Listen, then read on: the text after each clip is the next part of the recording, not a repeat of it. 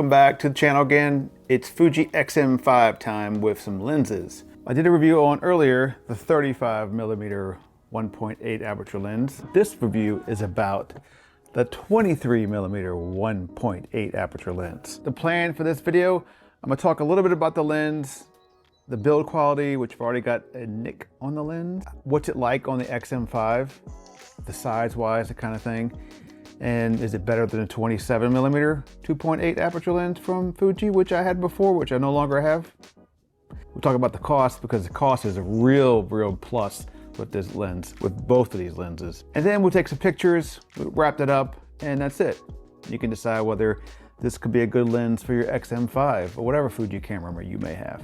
All right, let's get into it. TTArtisan 23mm 1.8 aperture lens. Let's go. All right, again, like everyone says, if you're new, just stopping by, hit the subscribe and like. If you do like it and you want to subscribe, do that. Helps me out, helps the channel, all that stuff. X-M5 23mm lens. It is bigger than the 35. Let me get the 35 out. Like, what are you doing with all these lenses? I'm in lens craze mode right now. I don't know, I'm trying all these ones out. I'm also trying stuff out for this Sony A7CR because I sold my A7R5 camera. Oh. And I sold my big fat lens. Crazy, right? I'm going small and everything. This is nuts. Let's take them off of the camera and just look at the lens sizes. Definitely smaller. Yes, the 35mm is definitely smaller than the 23. Same filter thread, which is cool because if you get one indie filter, you got them for both. What I do like about the 35 is this little concave invitation right here. When you put it on, it's really easy to grab this camera and hold it like that. That little niche right there, when you hold it, you kind of dig your fingers in there, which is nice. Gives you, because this camera, you have to worry about holding it.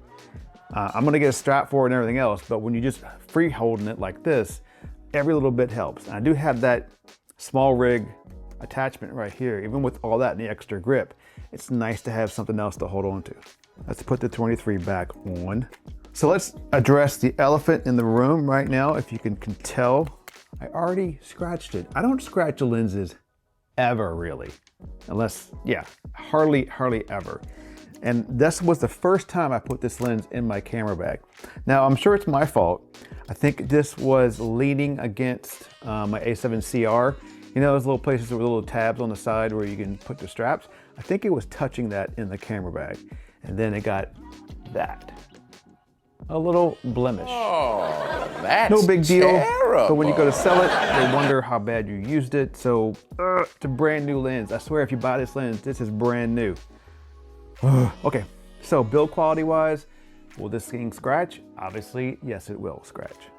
So this 23mm lens is a 35mm equivalent on this crop sensor Fuji camera.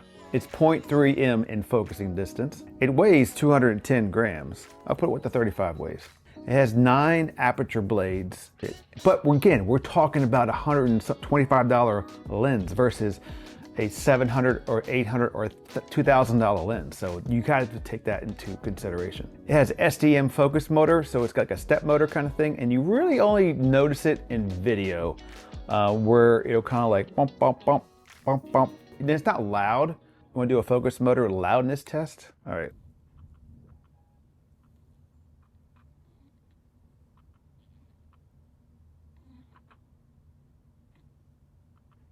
Do you hear that? It is quiet. That reminds me of the Fuji 27mm 2.8 lens that I had on this camera. Love the look, beautiful, cool, compact, awesomeness, but the hunting and the focus motor was out of control for video. I couldn't fix it. It was just like,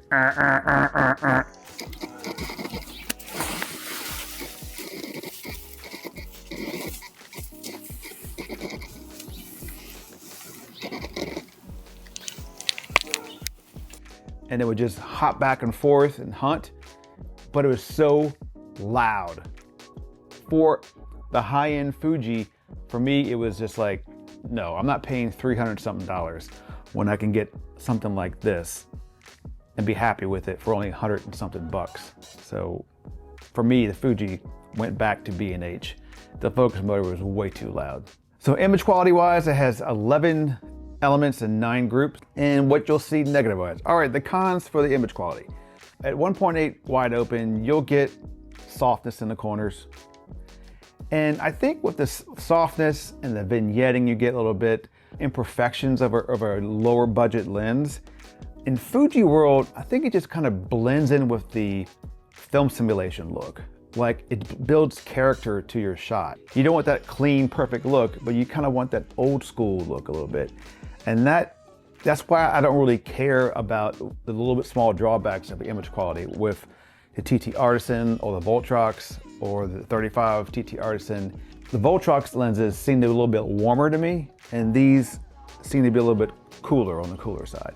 Now, all that can be adjusted in post if you do post editing, your temperature back and forth, but out of the box, that's kind of how I see it. This is a 35 millimeter equivalent, so that 23 turns into a 35, 35 which turns into a 50. Then you have that kind of like perfect little portrait street photography look. I like the 35 look better. I like how it's smaller. I like how it feels on the camera better. If that is more important to you than the focal distance, like I can get a little bit closer or I can move a little bit farther away, I would still probably buy something next level up, like the 56 millimeter from viltrox. That way it gives you a little bit more reach, more like I guess like a what, 75, 80, something around there.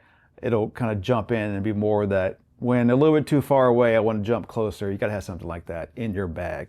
And these lenses are so small that you could add a couple of these babies in your bag. That's what's great today about, I mean, I'm not trying to jump on the bandwagon of TTArtisan, but if you're buying a budget camera and you need smaller lenses that are cheaper, this all kind of packages goes together. The camera only costs around, what, 800? And then I can buy a couple different lenses to play with. It's a good starter, or not even starter, your B camera play unit. And again, I think the imperfections that come from these with not being so clear in the corners, I think that plays with the look of Fuji and how they want that artistic look. That's just me and how I feel about it. Finding something, and maybe what my answer is I already have, which is the kit lens. Yes, the kit lens. So the kit lens from Fuji, the 15 to 45, it gives me that wide angle when I need it. Now, it's not like the 1.8, but if I'm outside doing stuff, I don't really need that 1.8 unless I'm doing dark stuff. 15 millimeter at the widest, the 45 if you want to keep one lens on, and then have some of your artistic lens, your better quality 1.8 lower aperture lenses. I'd probably pick the 35, this one, and probably a 57, something like that, to kind of trade it off. Or if you know you're going to be a little bit wider, then yeah, the 23 looks perfect on this camera. You can grab one under like this, walk around like that. So, yep, you really can't go wrong.